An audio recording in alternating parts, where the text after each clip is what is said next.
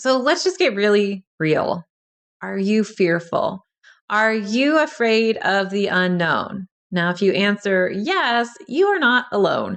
This is one of the biggest complaints I see people tell me that they have before they start working with me. They say, you know what? I'm afraid. I'm afraid of spirit. I'm afraid of making any changes in my life. And largely it's due because you're not really trusting your intuition or you don't know how to trust your intuition. But today I'm actually going to be talking about giving you tips to help you make big life changes in your business and in your life for more abundance. So stay tuned.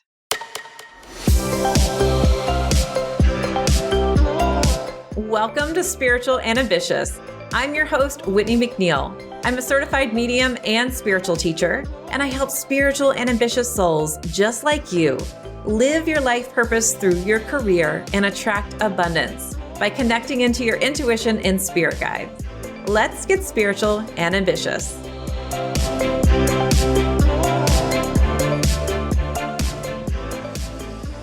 So before we get started, I wanted to give a shout out to all of you who are out there and have connected with me over on Instagram. I would love to hear from you. So you can tell me what your aha moments were and also any topics you want me to talk about here on this podcast. You can find me over at Instagram.com/messenger of spirit. Pretty much my handle on all the social media platforms are at messenger of spirit. Also, if you haven't reviewed the podcast, I would love for you to, because we are having a podcast review giveaway. So I'll link to that in the show notes too. So let's talk about embracing the unknown. Really, it's an issue of control. We don't know what's around the corner.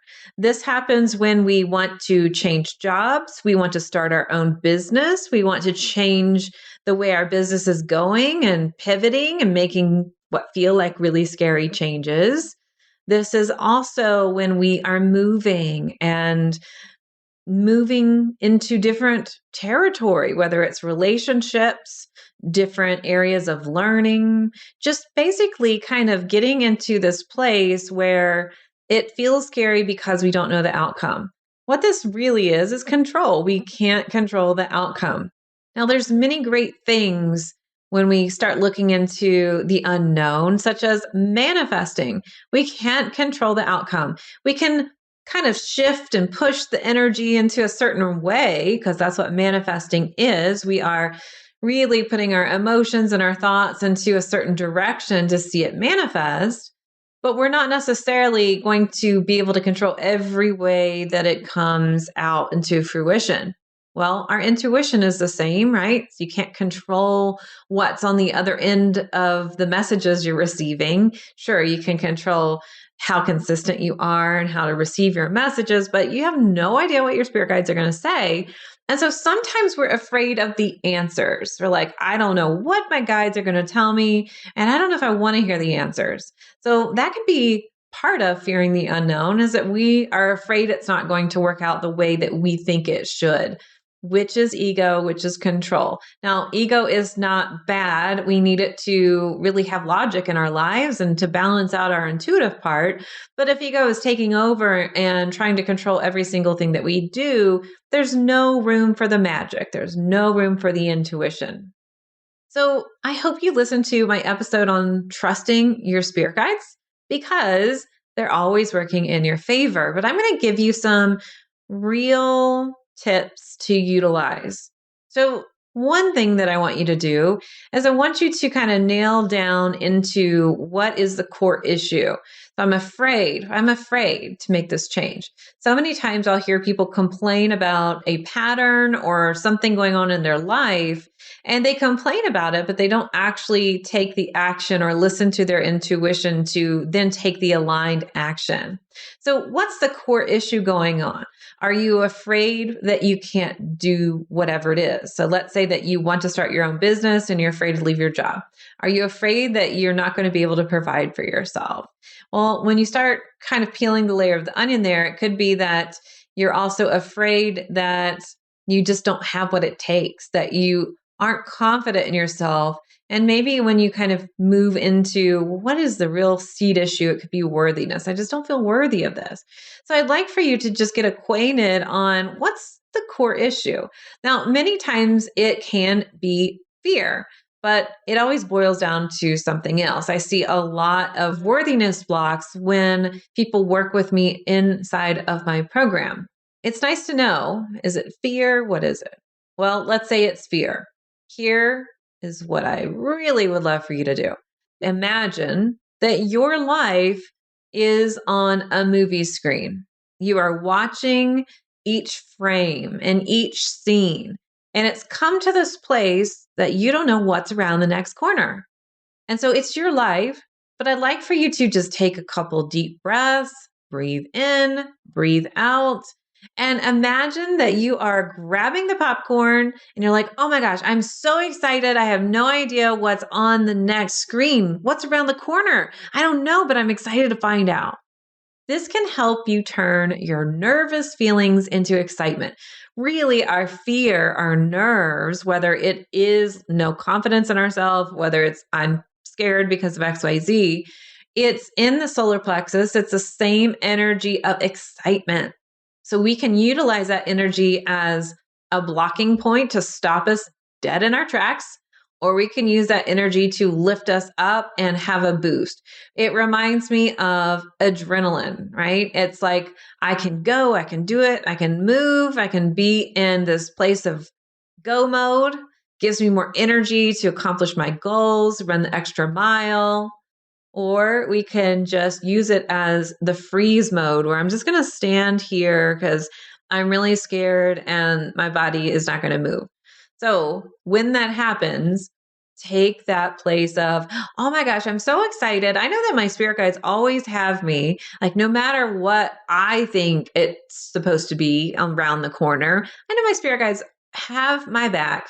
And I'm going to eat the popcorn and just get really excited to see what it is. So that's one trick that you can utilize to shift your energy. Now, another trick to utilize to really shift your energy is to just do it. Just do the thing. So I used to be really scared of flying, like to the point where I was in the freeze mode. I would really nitpick everything. I would really be upset about choosing the flight. Like, which one should I choose? Which one has the best energy? I look for number patterns. And then I would like survey everybody on the flight. I just got really kind of like, I was almost looking for issues. The more that I just did it, I just got on the plane, the more that my energy said, this is okay. It's all right. Yes, if you're listening out there and you're thinking, but this woman talks to her spirit guides and like, why was she nervous? There's just something different energetically. Yes, we can talk to our spirit guides and we know that they're saying it's going to be okay, but our body can react from old patterning, old trauma, who knows why. It's just the way it is. So I just had to do it. And when I did it, I got to see, oh, this isn't so bad. Oh, I did it and it all worked out okay. Now it's interesting because we can tend to have a positive outlook or a negative outlook, right? Every experience in our life ends up teaching us something as long as we're making decisions from our intuition. And you can tell your spirit guides, I want to learn lessons from love. And they'll provide more opportunities for you to do that. But if you're the type of person that's like, oh my gosh, it's never going to work out, or oh my gosh, it didn't work out, it was awful, then I would look a little bit more into that. You can always shift it into a positive perspective. Some people I'll see, let's say that they grew up in a home that didn't have a lot of money and they were scraping by, or they were homeless and they just became an adult. They said, I will never do that again. I'm going to make sure I work really, really hard all the time because I know that I never, ever want to be in that position again. What's interesting is my husband, when he grew up, he did not have a lot of money in the house and in fact lived in women's shelters when he was a child and they were homeless. It was a really tough time. But now as an adult, he says, because I went through that, I know it was all like it was okay. It worked out. I learned lessons from it. And now I'm not afraid because I know whatever life throws at me is going to be okay. You could take that experience and really create a money block and be really fearful and never take a risk because you don't want to end up in a position like you were before. Or you could say, you know what, I got through that just fine. And it wasn't the best experience like going through it, but I learned some things and I wouldn't be who I am today without it. I'm positive. So it's really interesting. Perspective is going to be another key point here. So, what kind of person are you? Are you always seeing the negative or are you always seeing the positive? Now, my husband's talking about writing a book and inspiring others.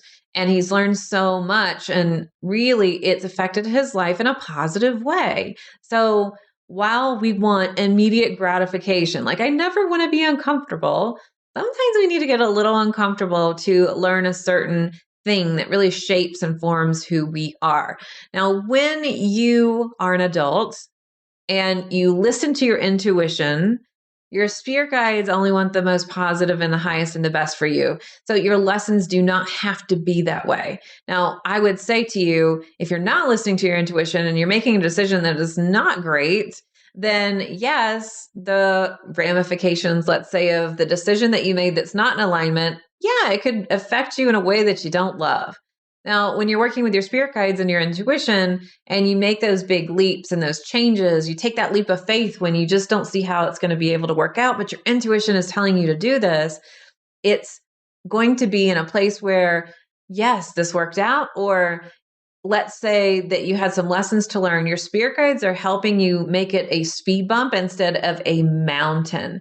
So when you are young, yes, you have spirit guides, but largely you're kind of in this place where your parents kind of tell you what to do and you have to do it. When you're an adult, you have more freedom and you get to listen to your intuition more fully to make those decisions for yourself. So if you're out there going, "Oh my gosh, I'm afraid. I don't want to, make a huge wrong decision." That's why it's important to really listen to it and know that your guides are not going to put you in a situation that's super dire. It's going to be, hey, we're going to help you get past this. And here's a quick little lesson for you to learn. Or sometimes you can choose to draw that lesson out. It's up to you. You can make it fast, you can make it longer, but they're here to help circumvent that. So, what I'm trying to tell you is your guides have your back. All right, I'm going to tell you another really cool, I'm going to say, trick to kind of flip the script on the fear, similar to the popcorn, but a little bit different when we come back from this quick break. This episode is sponsored by my free Spirit Guide Masterclass. Inside, you'll learn the 5 C's of Spirit Guide communication, your role with your Spirit Guides, 2 proven effective strategies to stop second guessing yourself and your intuition, and the single most important step to understand your intuitive guidance, along with 4 ways to perceive your spiritual intuitive messages. You'll also be getting a workbook to go through this class as well. You can join at messengerofspirit.com/free class. All right, thanks for listening. Now, one more thing I wanted to share before we move on to our next technique is when you do the thing, when I was telling you, I just got on the plane, you actually create less resistance. So when you just say, yes, I'm going to do it, it starts to flatten out the fear because the fear can't live there anymore. So basically, the fear is saying, don't do it. Let's just wait. Let's just make sure you're not, in a place that's really unsafe, which is great. Thanks, fear, for being there. But sometimes it just makes you very stagnant, right? So really, the only kind of fear I think that really we should have is the fear of, oh my gosh, I need to be scared to run right now because an animal's chasing me and I want to make sure I'm okay. But we have a lot of psychological fear that comes into society that it has a lot to do with money, abundance, and stress. So we have this perceived fear about things as I can't do this because I can't make a change because. And I remember talking to my mentor, and my mentor was saying, I taught a class on this and we all were raising our vibration, but not many people actually stuck with it because it was too hard for them. They didn't want to move past the fear.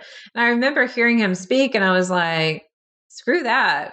I'm going to be the person that does it. And I did it. And I'm so glad I did because now my life is in a place where I love my husband. I love where I live. I love my house. I love my job. So it's more so much better things exist and you create when you get past that fear. So when you do the thing, it creates less resistance and less time for the fear to sit there and fester. All right. So I told you I was going to tell you a technique that is similar to the popcorn, but not. So I want you to imagine when fear comes up that you have this roller coaster of your life, right? So this roller coaster has the ups and the downs and the twists and the turns, and you're on the roller coaster. You're in the seat and you can hear the roller coaster kind of clinking up to the top of the hill. Just continue to move up. And think about all the things you're afraid of. Like if you're like, I just need to take that next step, but I'm afraid to do it. Just let yourself go up, up, up the hill. And the bigger the thing is, see, the bigger the hill is, right?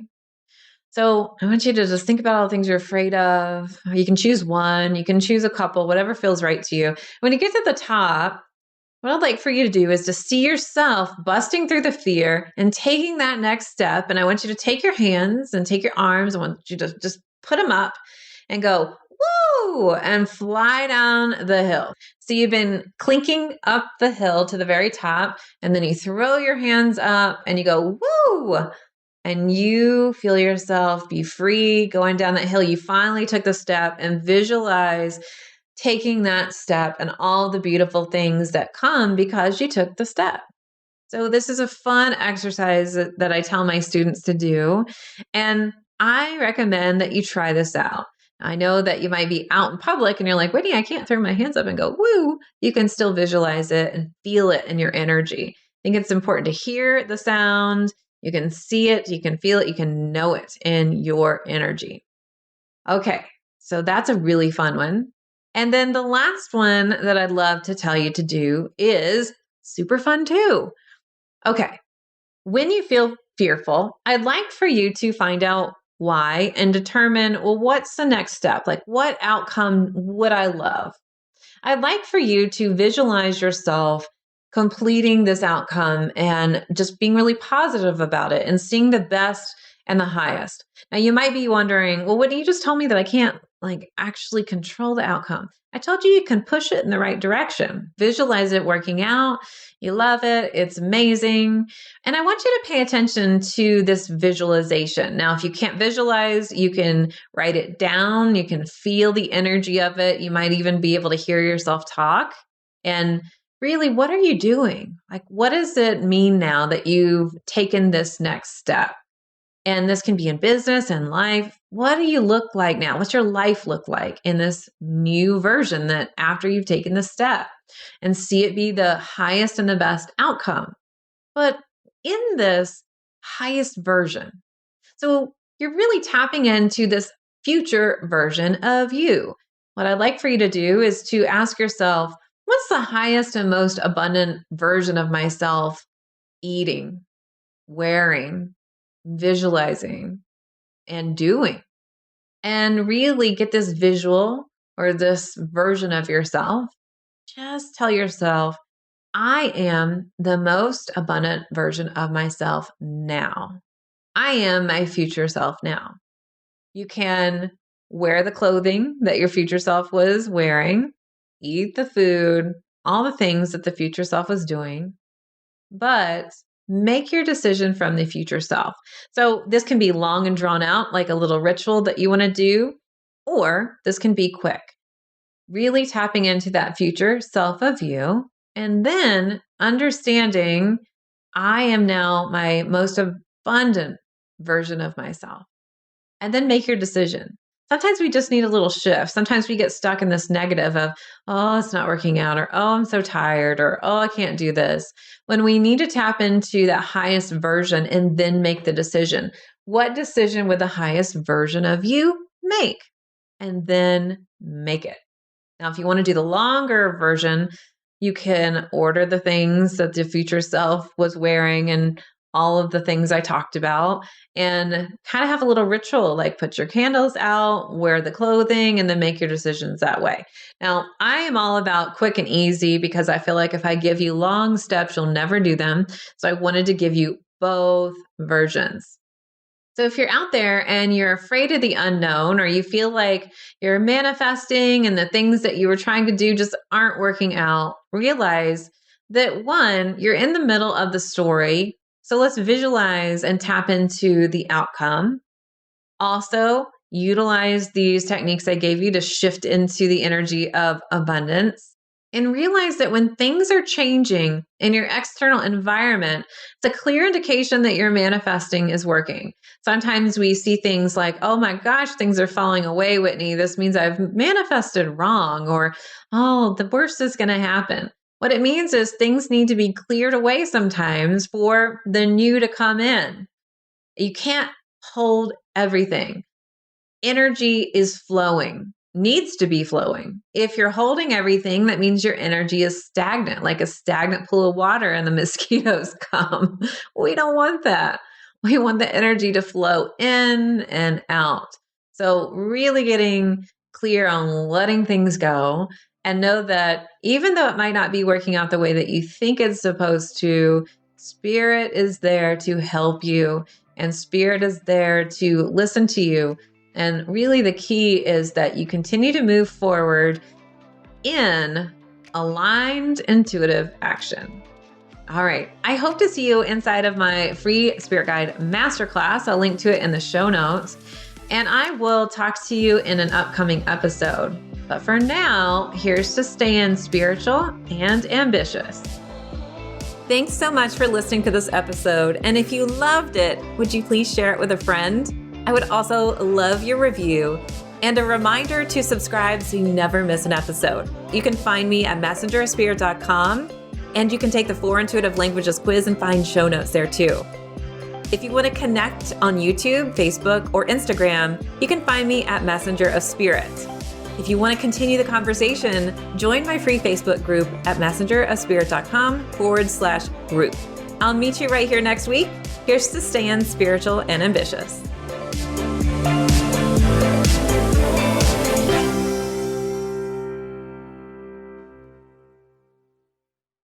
This podcast is part of the Sound Advice FM network. Sound Advice FM. Women's voices amplified.